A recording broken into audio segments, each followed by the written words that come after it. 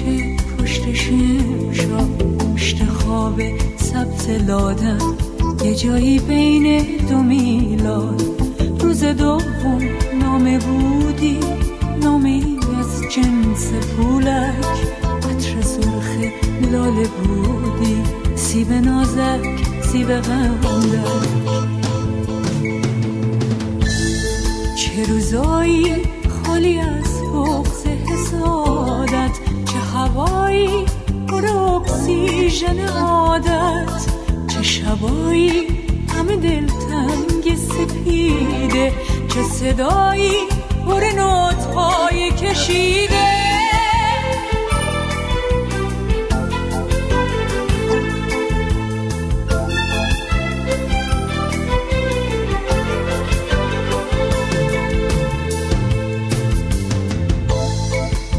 سوم روز بازی، گل یا پوچ و سنگ و شیشه، خنده تو ترد و تازه، ترس من ترس همیشه.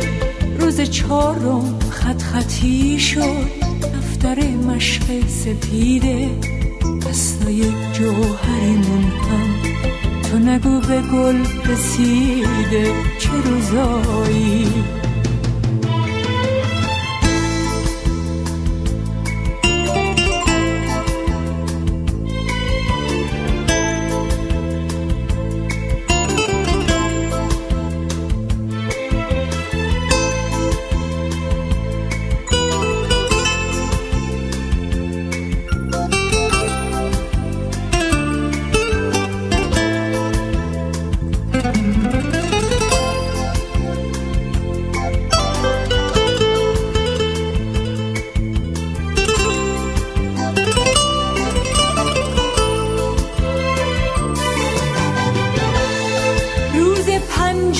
روز بوسه، فصل تا ستاره رفتن، با نگاهی ما تو خوشبو جای پاهاتو شمردن.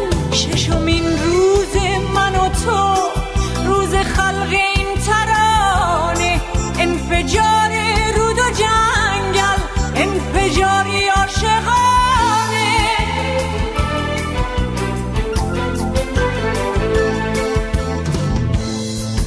روزایی خالی از بغض حسادت، چه هوایی پر اکسیژن عادت، چه شبایی همه دلتنگ سپیده، چه صدایی پر نوت‌های کشیده.